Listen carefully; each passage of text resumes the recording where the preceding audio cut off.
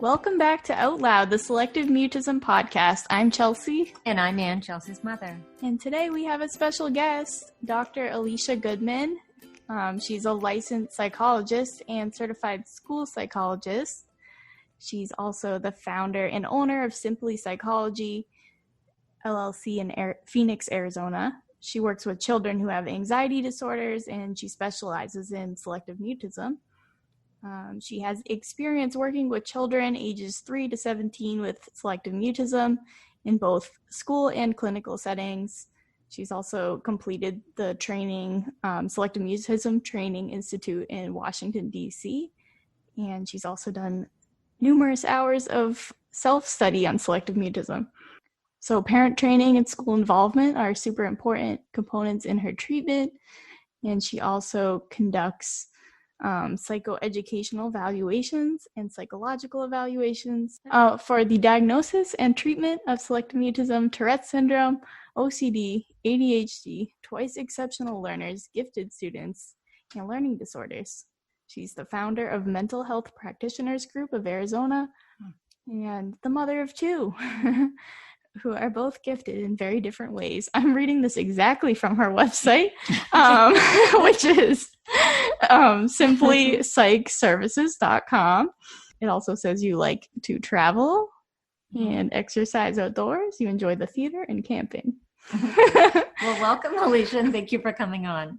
Thank you so much for having me. Really appreciate it. So I was just curious, I guess, what first got you interested in selective mutism? Do you have, you're a mom of 2 boys or 2 kids. Do you have boys or girls? Kids. Yeah, I have, my daughter is 10 and my son is 13. Okay. And am I allowed to ask, or is it personal to ask, one of your kids affected by selective mutism? They're not specifically, but my son has some social anxiety, and my daughter, when she was younger, I didn't realize at the time, so she's 10 now. This was, about 8 years ago, 7 years ago. I didn't realize that at that time I hadn't really worked with selective mutism a whole lot back then. And but she would clam up in social situations, or people would talk to her and she wouldn't respond. And I didn't realize it at the time, but I guess I was doing the right thing because I wasn't answering for her. And I was encouraging her to, order her own food super early on. And so she's done phenomenal, and she doesn't really have any of that anymore. But I would say anxiety kind of runs in my family. So yeah, I've always been drawn to treating anxiety-based disorders. So, yeah. So how did you discover selective mutism then? Yeah, that's a great question. So when I worked in the schools as a school psychologist, I had a few cases of kids who had selective mutism. They weren't diagnosed that at the time, and people really weren't really sure what was going on with them. But being the school psychologist on campus, they called me in and to take a look at the situation. And I was really impacted by how much information that I actually was able to find online, but how uninformed the teachers were and the school team was about it. And so I really take every case very seriously and very, very much to heart. And so I really dove into a very specific case that I had. It was a 6th grader who wasn't speaking, and I dove into learning about it. We made a lot of accommodations so the child could still receive an education, because at the time she was also exhibiting school refusal, and so she wasn't going into the classroom. So, I really helped with we did an audio feed from the classroom so that she could get audio actually and video in the library, so she wasn't missing out on instruction. But I had to work with a lot of different teams within the school setting, and they hadn't been used to that before. They're like, what are you asking us to do? Why are you asking us to do that? But I was successful in helping her in doing some exposures with her and helping her with her anxiety. And it was very rewarding. And even to be able to teach people about SM. And then after that case, I had a few other cases of some younger kids that I worked with that did very well with some of the stuff I was doing with them in the schools. And it was just so rewarding just for teachers to say, wow, little Susie's talking now, or, they're talking to her friend at lunch, and just knowing that what we were doing was making a difference. It was very rewarding. And then I looked into, I saw there was a national organization. I joined that. I got the opportunity to present at the national conference. And then when I saw that there was the training, the SMTI, I was like, I need to go do this. And then I actually have attended twice. The second time I brought a school psychologist who works with me at Simply Psychology, Kristen Larson. I brought her with me. It was online. That one was on. But I said, hey, you got to come do this. So I was also really surprised that when I looked at the providers available in the state of Arizona, I was the only person listed at that time. I don't know if that's changed. But I was like, wow, this is really important. And I remember my first clients saying, we've been looking for so long for somebody, we're so glad that you're here and that you're trained. And so it's just been very rewarding. It's really, That's huge. Yeah. I know when Chelsea was diagnosed, I had looked in Boston, and at that time there was one physician who was well known as the SM doctor, so of course that's who you want. And she was no longer taking any new patients. So, it was back in like 2000. Yeah, it's gotten a lot better, but I still think like it's hard to find people who really know what they're talking about. And even schools still seem like they don't know what's happening. So did you start in the school system? I did. That's an interesting question. Yeah, because obviously myself, and then having my doctorate, and so I just continued. Right, I couldn't get out of the school system. No, but I loved it so much. Being a school psychologist was very rewarding. Also, it's exhausting. There are a lot of pieces that it makes it difficult, I think, to really be a psychologist in that role as a school psychologist, because you're doing a lot of other things, including a lot of paperwork and a lot of report writing. And unfortunately, it's a field that I think people get burned out in. But I was a school psychologist in the schools for 9 years, and I still maintain my national certification because I think when you work with children, I think it's really important to understand that school component, because it's so much a part of, their day, and that's where they're spending most of their time. So yeah, right, it's huge. So I have kind of a off-topic question, but I saw that you have a bachelor's in criminal justice. So I was wondering how that came about and how you ended up doing what you're doing. No, that's great. So I actually started my undergrad as a fine arts major. And I was, I thought, I was really creative. I loved art, and that was my favorite class in high school. In fact, I took 2 classes of art my senior year just because I had the room in my schedule, and I did it. But I realized I didn't want to be a starving artist. I didn't want my income to be based on what other people thought about my artistic ability. So I got interested in, really, it was more like the psychological profile of criminals, I guess you would say.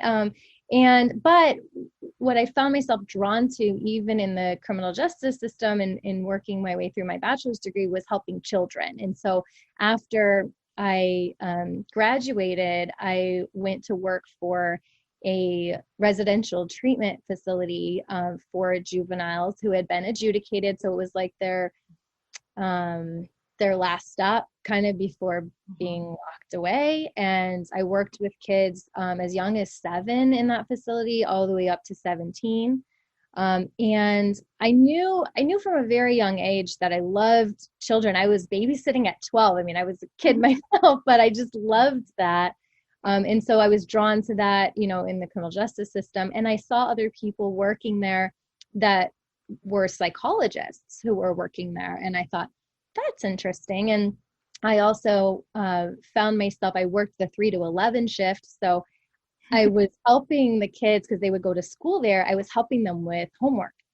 And I was seeing so many gaps they had educationally for lots of different reasons, I'm sure. But I would see that, and I really wanted to help them. And I remember doing this like online search, just, education, teacher, and psychology. Like, how do I put them together? And school psychology came up, and I thought, wow, that's cool. What's that about? And so then I was in Ohio at that time, and then I moved out to Arizona. I think I was just kind of done with Ohio at that point and wanted a fresh look at life. And so I moved to Arizona and got a job working at an alternative school. And then I went through, and then I got accepted into the ASU grad program for my doctorate in educational psychology. But I followed along the path. I left all the doors open, so if I wanted to get licensed as an independent psychologist, I could.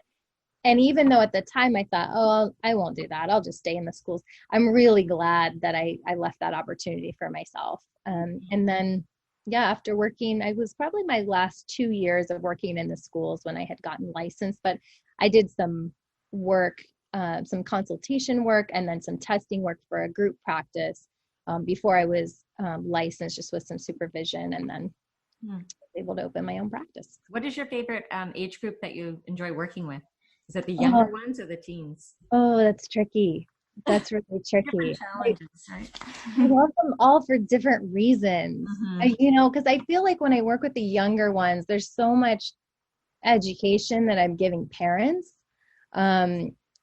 Because, you have a 4 or 5 year old and you're not doing cognitive behavioral therapy with them because they're too young for that. So there's a lot of psychoeducation that I'm giving to the parents. And I find that to be very rewarding because they're learning, and then they're applying it, and they're seeing the differences and the changes, and then they're excited about it. And then you see the improvement with the kids. So I like the younger age for that. They're also it's really fun. I get on my floor and play dolls with them or Legos. And so that's fun too. Cause I'm like, I think about what my caseload is going to be like that day. And if I have younger ones, I'm like, yes, I'll wear jeans and, like a fancy top. And if they're in the office, so much has been telehealth lately, but and that's fun to play with. But I really do enjoy the teens too, and their perspective on life, and just allowing them to kind of go with the flow and helping to guide them, really giving them that feeling and that independence that, I'm just your guide. You're the one who's doing all the work. And so it's really cool to see them be proud of the work that they've done and the steps that they've made to make progress. And I love throwing it back and just saying, this was you all along. This came from you. I just helped to guide you. So I like them all. Yeah, that's great. Yeah. So you mentioned psychoeducation, which is pretty interesting. So does that play like a role when you're working with older kids, like teenagers? And can you kind of explain what that means to the listeners in case they don't know? Yeah. So psychoeducation is really just about informing clients or parents about whatever disorder might be going on. Let's say we're talking about anxiety. So I do a lot of work explaining, like I draw, a crude drawing of a brain on my my board, and I explain the different parts and what's happening, and how when the amygdala is set off, it's like setting off a fire alarm on the whole brain. And so it shuts down the thinking center, and talk about development of the brain and how it develops from the back to the front and from the inside out. So we have all of those like instinctual things that happen, like heartbeat and heart rate, and things that happen when we get anxious that get triggered. And so it's a nice segue to teaching skills related to physiological, like if there's physiological arousal from the anxiety, teaching those skills like the deep breathing, the belly breathing, the visualizations, the grounding and mindfulness, because it teaches them what we're actually doing with the brain and why it works. And then with cognitive behavioral therapy, very similarly too, about how we can only have one thought at a time. And so what's the thought that we're having? How is it impacting our action?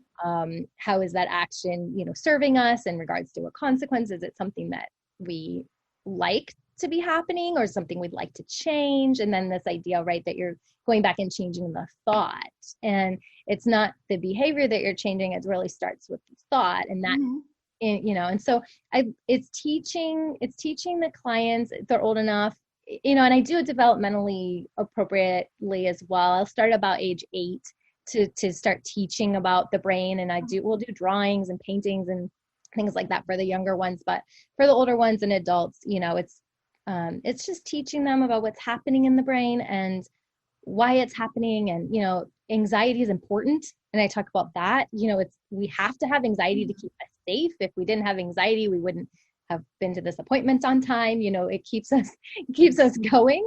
But there's a level where it can be the amygdala is hyperactive or overactive. And so that's kind of what we're dealing with. And so the older kids, definitely, I 100% do psychoeducation with them so they understand what's going on with them and why they might be having the thoughts and why they might be, not able to communicate when they're feeling anxious, and parents too. But I love that piece. So I do trainings for teachers and I do trainings for parents. Sorry, what percentage of your practice is SM or selective mutism? Do you see a lot of it? That's a really good question. That wasn't on my list of questions. I know.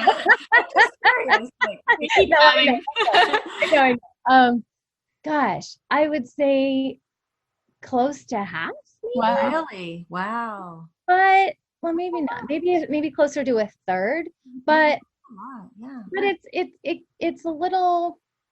Let me explain that. So I see kids mostly. I'll start them with individual therapy, or we'll do some PCIT-SM with them as the parent-child interaction therapy for selective mutism. However, once they start making progress, let's say they have 5 or 10 minutes, they're warmed up to me, they're speaking with me, we've faded out the parents. So we start usually with the parents in the room and fade out the parents. And so they're speaking with me freely, they're making progress on their goals outside of treatment. So yes, that, parents have done exposures and they've been successful.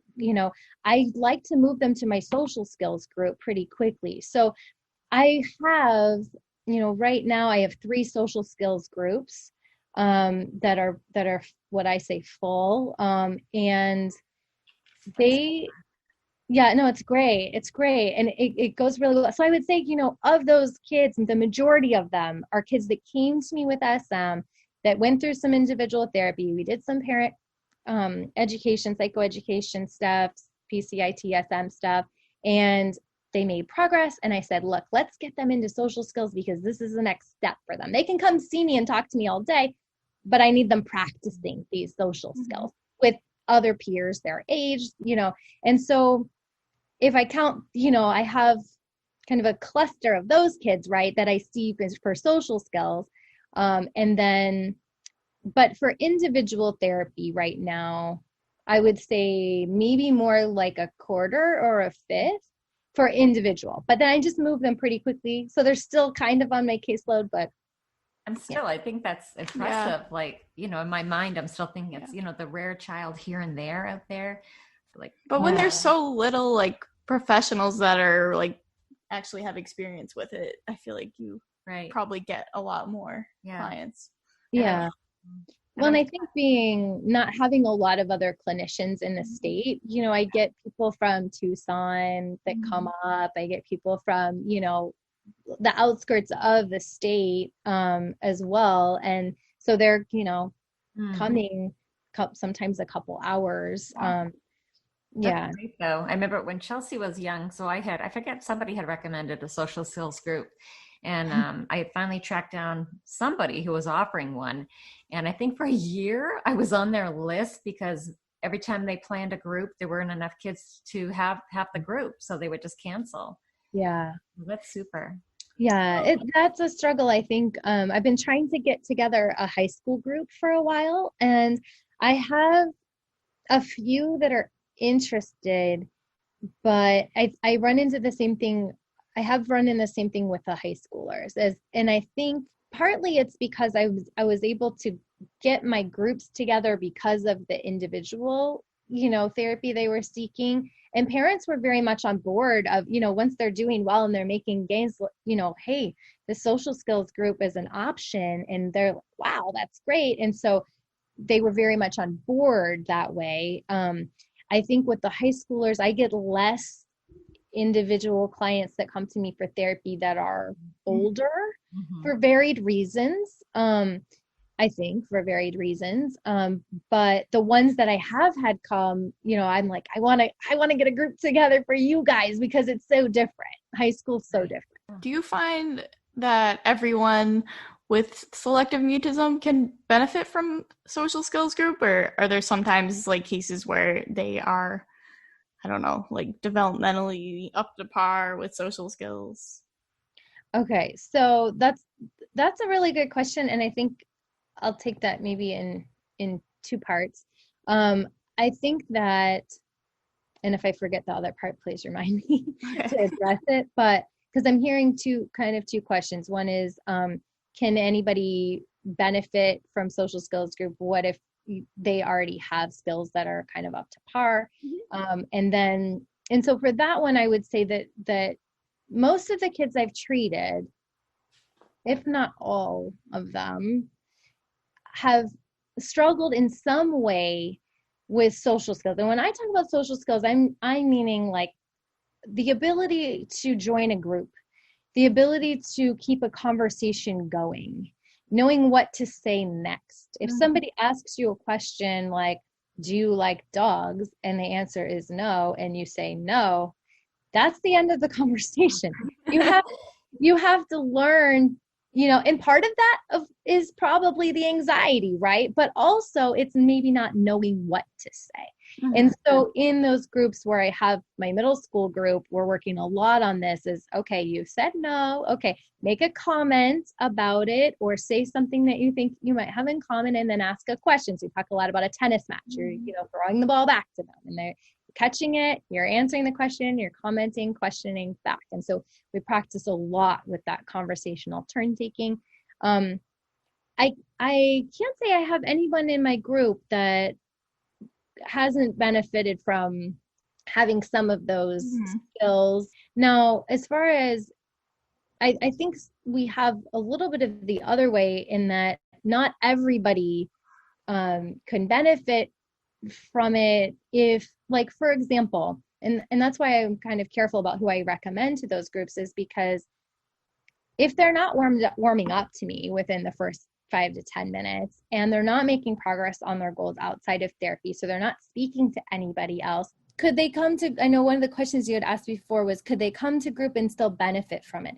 I think that they could learn something, but I really feel like the practice is the meat of the group. They have to be able to participate on some level. And I say on some level because some kids, I'm prompting, right? I'm prompting a little bit more. And some I'm, waiting the 5 to 10 seconds and I'm repeating the question and reframing the question and doing all of those skills that, of PCITSM too, within that group. But they have to at some point be able to give something, or it's hard for me to assess, right? And then also they're not probably doing that outside of group either. And so I think you look at how are you measuring success, and if you're measuring success like the skills they're learning they're able to do outside, I think someone who's silent in group is also struggling to communicate outside of group. Yeah, I was going to ask about what strategies you use in therapy, and you've mentioned CBT and also PCITSM. But we were wondering if you, do you know Dr. Kurtz? Yes, I do. You do? Okay. Yes. You know him. How do I know him? I know him because he's a big guy in SM, and he led the SMTI twice, and he also was part of the team that asked me to present at the national conference. So I've learned the skills from him with the PCIT-SM stuff, and that's how I would say I know him. Okay, I'm just curious.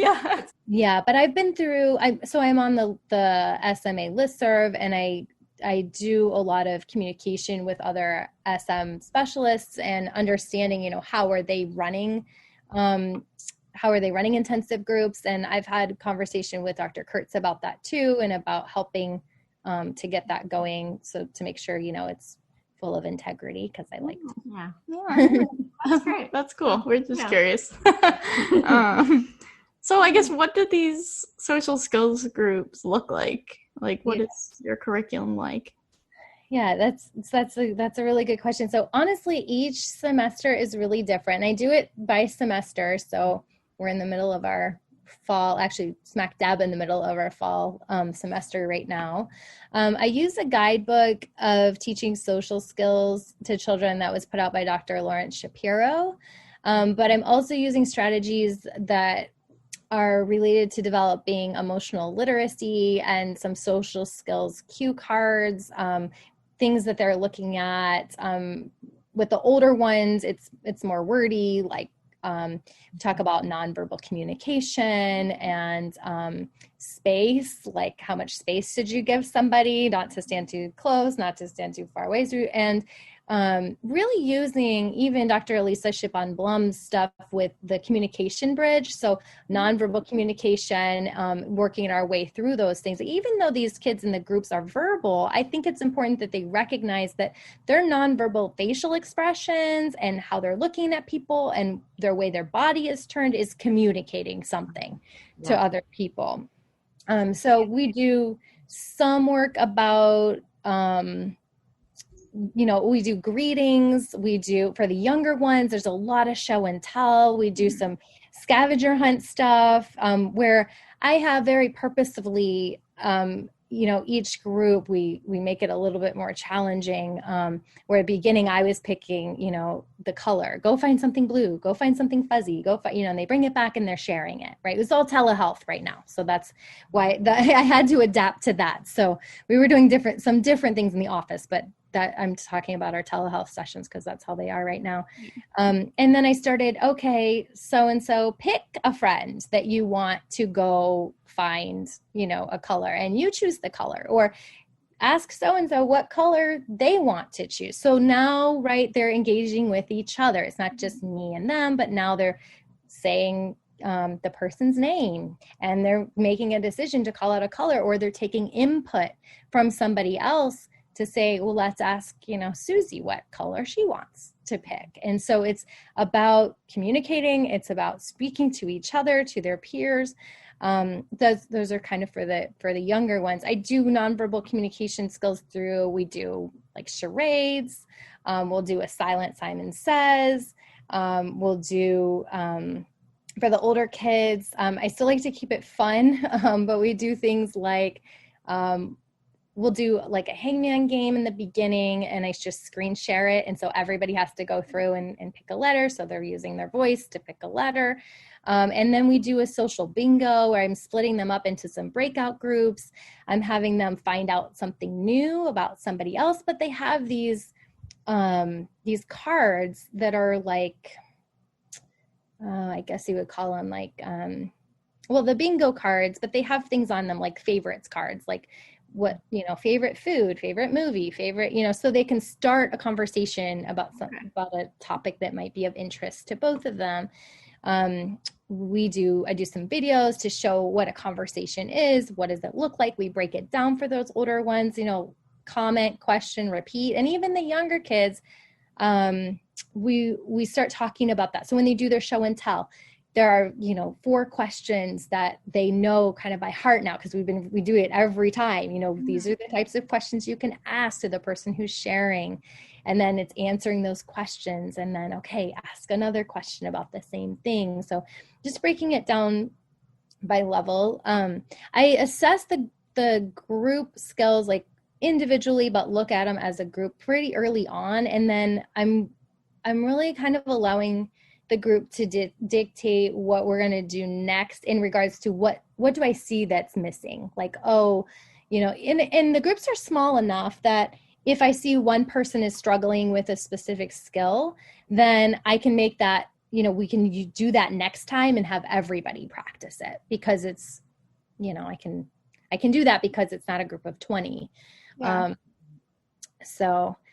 And then I also provide like at-home study for the parents to do with their children. So based on the skills that they've learned in group that week, that's like things they can do at home. And so there's a general thing. And then I also tweak that. So there's, what do I call it? Bringing it down a notch. So if the typical thing that I have, the average thing I have is too hard, this is a scaffold, you can do it like this instead. And then I also have one that's called, what do I call it? It's just an extension activity. So it's the regular activity, but then if you need it to be a little bit harder, you want, your kid's already doing fine here, try this extension activity. So they get that, the parents get that the Thursday before the Saturday group, every time there's a Saturday group, and we meet twice a month on Saturdays. Mm-hmm. What age is the older group? What age bracket? Yeah, so the older ones are between 9 to 12. Okay. 9 to 12.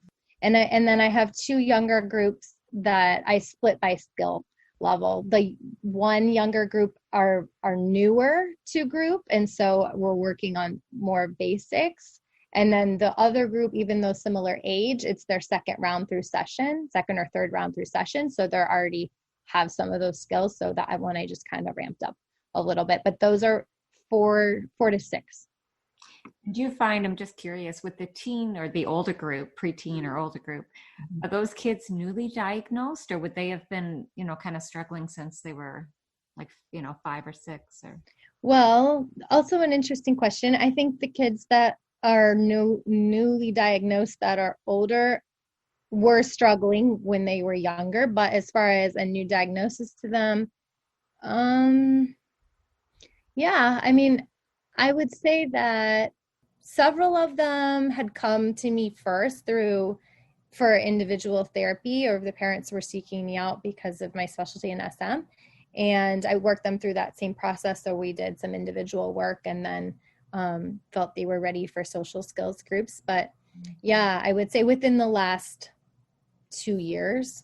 Do you have any recommendations or any, for people that are listening that maybe have a teenager who don't live near somebody that's specialized in SM, for like an older teen who just thinks they're fine, they don't need help, like this is just how I am, like, it's so hard to, how to get them to realize that maybe they do need help or therapy?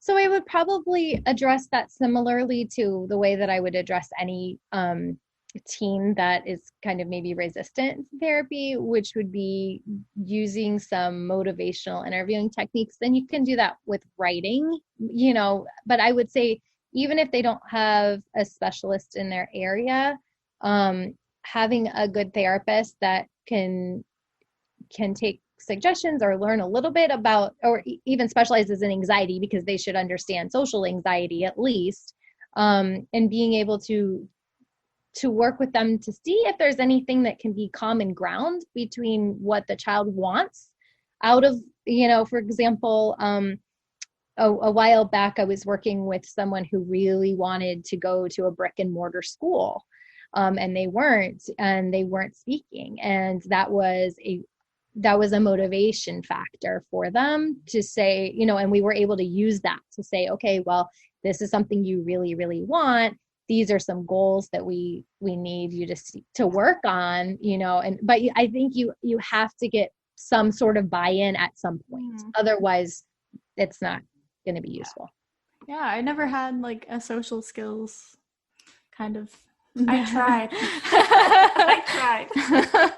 But yeah, I think it's an important part. Yeah. And I think especially for, not the little ones, but maybe even the older ones, because so much of it is nonverbal, for the peers to be accepted into that peer group, like not be viewed as being snobby or, whatever. Yeah. And I'm going to go back to one of your earlier questions about, do they have the skills? I think even if they do, I think it helps with confidence building, having the group, because they're able to practice the skills that maybe they do already have, but are unsure about themselves. And they can practice it, in a safe environment, with they know me already, usually, I at least do a screening with even the new kids. So they know me before the first session. But yeah, it's a safe place for them to practice. And I'm telling them, okay, it's very scripted in the beginning too, like, all right, this is what you're going to say. So they get some confidence with that. And then parents are saying, yeah, so-and-so they talked to a friend today and oh my gosh, and they're asking to go to so-and-so's house and this is great. They think they're using those skills that they're learning and applying them, which is great. Bring them over. Mm-hmm. Yeah. So do any of the kids that are in your social group, do you actually visit their school and make recommendations at school? Does that cross over?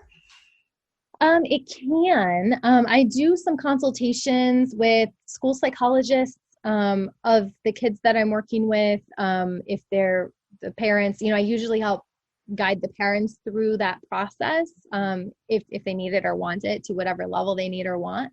I also do have I have a behavior coach, parent coach that works with me at Someplace Psychology, and she's a special education teacher and she's phenomenal. Mm-hmm. And so anytime we need somebody to kind of go to the school or work with the school team, I usually have the parents work with her.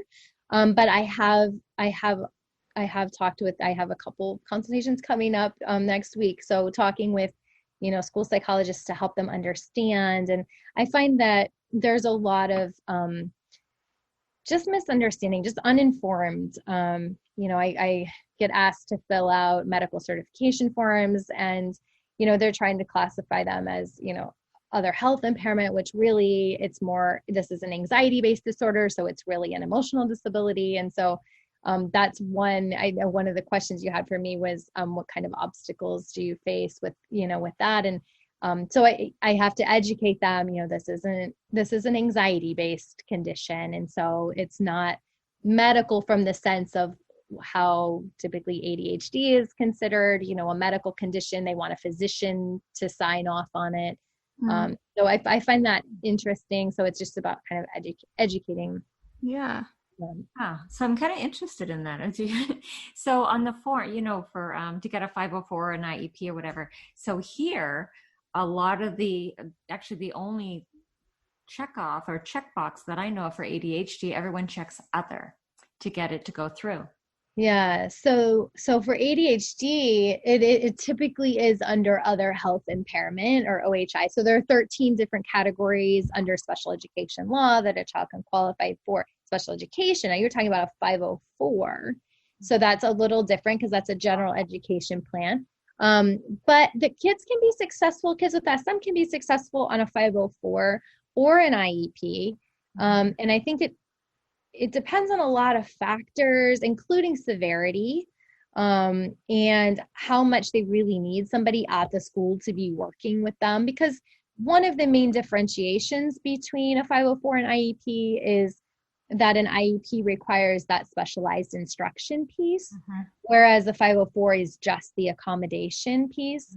So if you need somebody working directly with the child, doing some pride skills, right, for PCITSM, or working with them, as a key worker, 10 to 15 minutes a day, 3 days a week, I would lean towards informing parents that you probably want an IEP for that, because they could change schools, the teacher could change, and then maybe the teacher's not doing the same thing. So teachers can be really great and accommodating without plans. And sometimes I hear that too, is they'll say, well, the teacher's doing what I'm asking them to do, which is great, but what about a sub that comes into the classroom? Or what about next year? How are you going to transition, your child to the next year and make sure that the plan is still in place for them to be successful? Yeah. So do most of the SM kids have either a 504 or IEP in your opinion? I would say not when they come to me. Mm-hmm. And not when they start to come to me. And what about near the end of treatment? Not near the end, but I would say we have something in place to help them at school by the time they're finished, with treatment with me. Yes. Unless they have done so well and they're doing so well in school that we don't need it anymore. And we've had kids like that I couldn't even say anymore that they're SM, because they're speaking in all environments across all settings to new people, so sometimes they with treatment, they do so well that they don't need it. So I would say one of two things: either they come out not needing anything, or we have some kind of accommodation, or sometimes it's in the middle of treatment, we have some accommodations and we're letting the school know. But I tell the parents too, it's not just because you have this now does not mean your child's going to need this forever. It's also very important, I let parents know, we're not, even though we're saying IEP, it doesn't mean your child's going to be in a different classroom. In fact, I don't want them in a different classroom. I want them in the regular classroom or in their gifted classroom or whatever. It's just that other people need to be helping so your child can access the same curriculum in the same way. Maybe we need an alternate assignment for now. And I talk about, nonverbal communication, and especially important. I know this was another question that you had, especially important for health concerns, for needing to use the bathroom, for things that, if they're hurt, if they need to communicate something to a bus driver or a cafeteria person, how are they going to do that? So having those supports in place, the basic problem solving for safety and basic needs are always top priority. So I that's why, I say, well, yeah, they usually have something when they're done, because I'm saying, what if your child gets hurt on the playground they need to be able to tell someone something in some way, whether they're pointing to a picture. No, we don't want that for the end all be all nonverbal, but in the moment, we have to help your child. So, yeah. I'm kind of passionate about this. Can you tell? Yes, I love it. No, yeah, it's super, super great. Yeah, I love how you're asking our questions for us. Yeah, so are there any other obstacles that you run into trying to accommodate for selective mutism? And yeah, so the other big one I think is that because the child might be performing fine academically, they'll say that they don't need help, right? And so then I always send them to. I always tell the parents, I give them a really handy article, which is from the National Office of Special Education, which put out a statement that indicates that educational performance is not so adverse. Performance is not just related to academics. There is a statement by the National Office of Special Education that says that. And so I will give my parents a copy of that and say, show this to your team, because it's more than just academics. So I teach that, in the IEP 504 course that I do too. And I give those handouts because it's so important that parents are so well equipped as well to be able to handle some of those obstacles. And I think the other obstacle that I haven't run across so much recently, I would say this was maybe a few years ago, more so, is teachers assuming that the behavior is defiance. Yes. Right. And so that was, tackling that. And I think I saw more of that, I think, as a school psychologist working in the schools where, Sally just doesn't want to talk. Well, she talks to her mom when her mom comes, but she won't talk to me. Or even she'll talk to Mrs. Smith, but she won't talk to me. And not understanding that is part of SM, because they make their own rules, that they, and so, and just saying well, it's a behavior, and then, and sending the kid to the office, and then they're sitting in the office all day. And I'm like, no. So I think helping them understand, and it's really just comes from a lack of understanding, which is why I really take the trainings that I do so seriously, because I think it's so important to inform people. And thank you for having me, because I get another platform to do that. But yeah, it's just so important. And thank you for what you're doing as well. Oh, thank you. Yep, super proud. We're trying. We're trying. I guess we're almost done, but I guess we've already talked about telehealth a little bit, but can people listening, do you need to be, can they access your courses and your groups, or do you need to be a client already? Yeah, no. So my trainings are open to anybody. So the basic training that I do on SM, it's a 4-hour course. I do it about 3 to 4 times a year. My next one is going to be in April. And that one is open to anybody, anywhere. My IEP 504 training specific to SM, open to anyone, anywhere. The social skills groups are also open to anyone because I'm not treating individual clients, and it's more of a social skills educational group. So we're not setting treatment goals and doing so anybody can attend those social skills groups as well. And I do telehealth. Well, those social groups are online and they're going to remain online. We did an interest survey for current people, and they're going to remain online at least through May. So when we do our second session, those will be online as well. And if there's enough interest locally and out of state, then I might find myself doing both. Or Kristen, who got trained with me with the last SMTI, she's very interested in running social groups too. So that's another option because I can't do everything, right? Yeah. Come on. Yeah. I try, but I know better.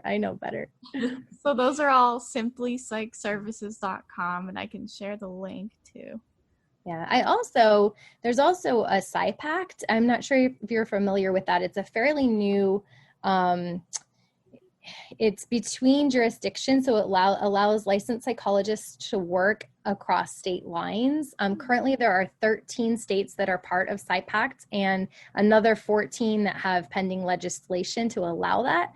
And I'm working through the application of that. So, so as far as doing individual therapy as well, hopefully those other states will open up. That's great for selective mutism, because I feel like so many people don't have access. Yeah.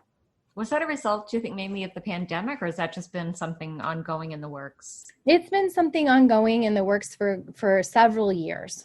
I think it's been, if you're a social worker or you're a licensed counselor or you're a psychologist, it's all different rules. And then there's also every state has their own rules. If you want to get licensed in a different state to practice across state lines, you have to either take one of the state tests or do another application, and they had different, whereas really, I think maybe it's a function of the age that we're in, of technology in general, and just being that it's so easy to, talk to somebody in a different state across state lines. And if I'm a psychologist and I'm a licensed psychologist in this state and I'm ethical and I follow my rules and I do my education, and why can't I talk to somebody across a different, state line? So I think that they're kind of coming on board with the idea that, if you're a licensed psychologist, you should be able to, treat people in other states. So. Wow. Okay. I had one more question, then I'll let you go. Yeah. I think I sent it to you ahead of time. But you're clearly super passionate about this, so I'm wondering, what is your favorite thing about working with people with SM? Yeah, I think the growth that sometimes they're even surprised by, whether it's the parents that are or the kids themselves. So, and just with the younger kids, it's seeing the parents' pride in what's happened with treatment, and with older kids, it's seeing their dreams come true, like participating in a college class when they never before spoke, K through 12, and now they're engaging in, a college class, speaking up, raising their hand, or getting their first job and being successful with that. I think it's what I love about my job in general, which is just helping people realize their potential, and really that it was within them the whole time. And I'm just their guide to get them there, but it's very rewarding work.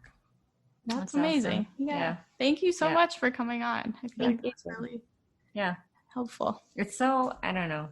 It's like we had Dr. Kurtz, we had Dr. Schippenblum, and then we had Dr. Goodman, and it's just so, I don't know, so encouraging, I guess, to have somebody, so passionate, like that's how we feel. And it's just so nice to talk to somebody, to try to educate others and just try to get it out there. Yeah. Awesome. Yeah. Thank you again so much. I really appreciate it. Thank you for listening to Out Loud, the Selective Mutism podcast. Please subscribe and leave us a rating and review in your podcast app. Goodbye.